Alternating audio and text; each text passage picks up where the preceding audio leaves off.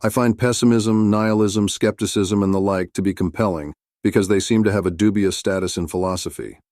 They seem like viable, sound philosophical positions. I suppose adding ism to anything makes it a thing, but they always seem to fall short of being philosophical. There is something internal to these ways of thinking that mitigates against the allure of totality, mastery, and structural integrity that still occupies much of philosophy today. A philosopher rarely begins as a pessimist or nihilist. They arrive at it, and often through failure, futility, and a philosophy in ruins. One always admits one is a pessimist. One is always resigned to pessimism. It's a concession. Philosophers have rarely described themselves or their work as pessimistic. This is the case even with Schopenhauer, who only uses the term a handful of times and never to describe his own work. Pessimism doesn't have the canonical legitimacy of, say, empiricism or materialism or functionalism, nor does it have the cultural and political integrity of Marxism, post-colonialism, psychoanalysis, or what have you. It's generally pathologized in philosophical circles, especially those that are either themselves pathologically professionalized or that deem themselves to be some kind of political vanguard through the sheer opacity of their terminology. And pessimism at all will only be entertained if it leads somewhere else as a means to an end. Pessimism as the latest symptom of disenchantment and estrangement. Nihilism as the newest form of a radical politics beyond politics. Skepticism as the newest avatar of a Bartleby-esque critical praxis, and so on. In fact, if anything, pessimism as a term is used as more of an indictment or a dismissal than as a description of a philosophical position, much less a school of thought. It occurs to me that the idea of a pessimist or nihilist philosophical school is almost worthy of a comedy sketch. The latter would annul itself before it began, while the former wouldn't bother trying in the first place. That's all fine, but for me that doesn't get at this perpetually dubious status within philosophy. There is, to use Schopenhauer's phrase, an inner antagonism at the core of pessimism that is part of why it's never quite philosophical. This applies as much to the form as to the content of philosophy, and the question of writing practice is as much a part of the issue. Many pessimist books eschew the big, totalizing, theory of everything tome for the short form, the book that is always less than a book. The fragment, the aphorism, the anecdote, the axiom, the parable, the journal, the notebook, the prose poem, and so on. There's a gray zone here that's neither quite philosophy nor quite literature, but that does involve a kind of poetics, a poetics of disintegration. This is why, for me, the fragmentary prose works of writers as wide-ranging as Dostoevsky, Lichtenberg, Leopardi, Hedayat, Pessoa, Dazai, Pizarnik, Bernhard, Lispector, Kioran, Pitol, and a host of others all enter into this space of the inner antagonism of thinking. To be sure, none of these authors would ever describe their work as pessimist. But to be fair, neither would any of the philosophers routinely described as such. I'm interested in accepting the way that so-called pessimist philosophies fail to be philosophical, the philosophical never quite rising above the mundane or the spiteful or the absurd, all those elevated concepts never quite rising above a bad attitude, or worse, a bad joke. I realized the last thing I wanted to do was to write a book about pessimism, especially a scholarly academic treatise. It seemed absurdly blind to the intertwining of philosophy and poetics that is so integral to the works I was reading. Infinite Resignation was written over a period of about 8 years, and it was as much about the negative work of deleting and cutting things down as it was about actual writing. As a book, it was attempting to address themes I've long been fascinated by, so the writing itself had to change, which is why it's basically 400 pages of aphorisms and fragments, but assembled or composed, if I may be allowed the music analogy. As an example, Schopenhauer begins The World as Will and Representation, 1969, very much in a Kantian vein, with a judicious management of concepts, careful analytical distinctions, and a respectful awareness of the problematic set out by Kant, principally the impasse between phenomena and noumena. But by the end of the work, the project breaks down and crumbles. The writing disintegrates into shards and fragments.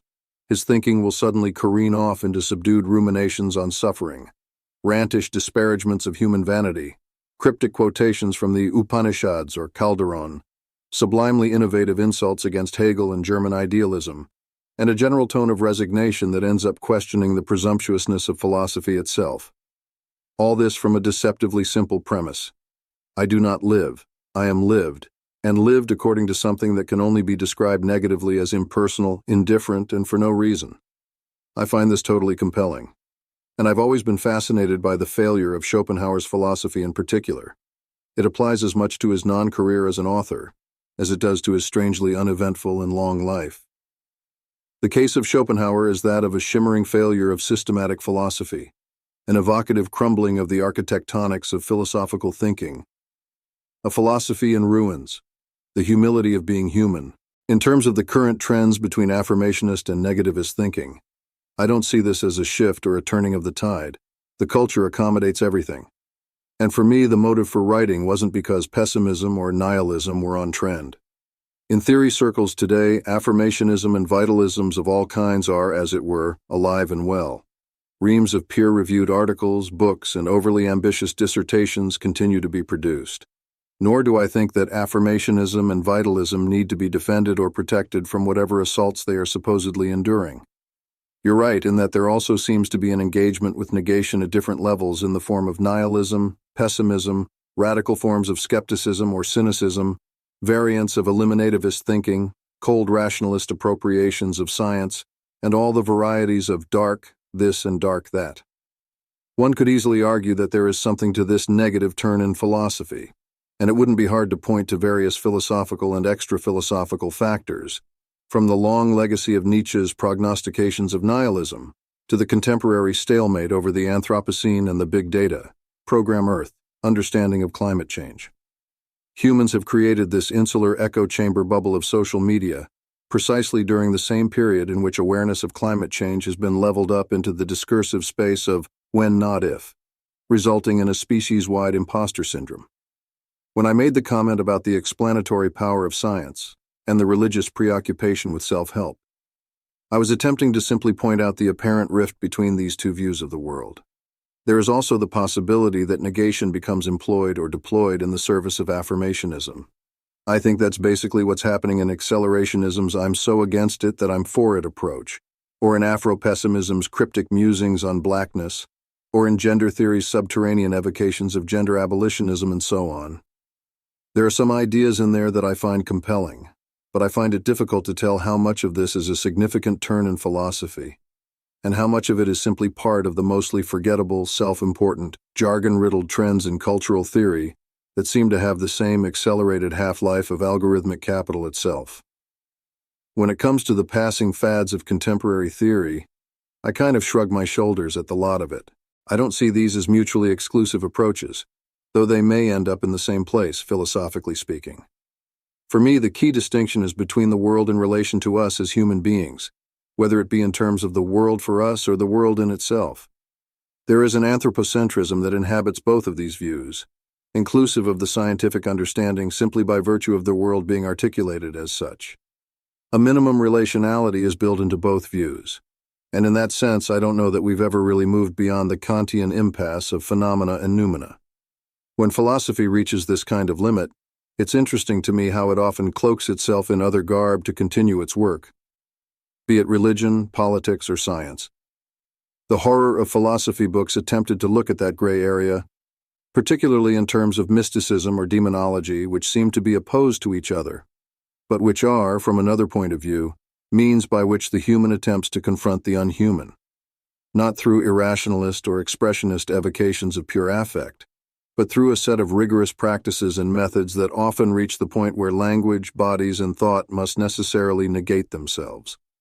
I understand Ray's project in Nihil Unbound, Brassier 2007, to be about the conjunction of nihilism via science and nihilism contra science, the point at which they are one and the same. Certainly he's drawing a lot upon work in the philosophy of science and the analytical tradition generally, but I think he's careful to distinguish the scientific description of the world from the possible scientific assessment or evaluation of the world, which may or may not be coextensive with the scientific description. I doubt that the analytic philosophers Ray discusses would describe themselves as nihilists, at least without a lengthy, judicious, hair-splitting rationalist clarification of what one means by nihilist, by which time the rest of us would have realized how little it matters, ironically. But this is what makes Ray's book interesting. It asks us to adopt a tactical investment in the scientific image of the world insofar as it reveals a world that is indifferent to human morality, desires, interests, instrumentality, etc. I think there's been too much emphasis on these supposed rules of philosophical thinking, but what's equally surprising to me is how much they are still in play. I've always been baffled by the principle of sufficient reason, PSR. It's always seemed too naive to me. Really? You really believe that for every existent there's a reason for its existing? Says who? Well, of course, it's the philosopher who says so, and in a way the PSR is accurate because, yes, from within the game of rationalism, one can deduce a reason for every existent, as long as one plays the game with the contractual understanding that we forget we made up the rules of the game to begin with. Such is how a ground or foundation is established, so that thinking can continue. Such is philosophy, I suppose. I understand that there are nuances in Leibniz, and part of what's important is how the principle is derived from within his metaphysics, and the complex relation between metaphysics, epistemology, and ethics. Even so, it's really one of the silliest notions to come out of Western philosophy. But this gets at a larger issue, which has to do with the various philosophical functions that notions like the PSR afford. In a way, the PSR gives philosophical thinking a job description, a task list. It tells philosophy what it is for. I think you can still see this today, but in areas that are uncomfortably adjacent to philosophy. There's the explanatory function of philosophy, where thought's job is to accurately describe things. Ah, I see, so that's how everything works. Then there's the hermeneutic function of philosophy, where the task is to reveal, elucidate, or create meaning. Aha, so that's why everything is the way it is. Finally, there's the therapeutic function of philosophy, to help, to console, to guide, to tell us finally how to live. Today, however, it seems the explanatory function has long ago been claimed by the sciences, be it the arcana of physics or the embarrassingly anthropomorphic mania for everything to do with the brain and cognition. The hermeneutic function has been overtaken by the harrowing apparatus of big pharma, insurance industries, and various therapy modalities, inclusive of the desperate miasmatic spread of new spiritualisms, wellness, and yoga selfies. And the therapeutic function has been eclipsed by the constantly mutating self-help industry, which is never so far from philosophy or theory, as condescending bemused academics with guru complexes would like to think, especially when such academics give their invited keynote lectures, which increasingly resemble sales pitches disguised as TED Talks.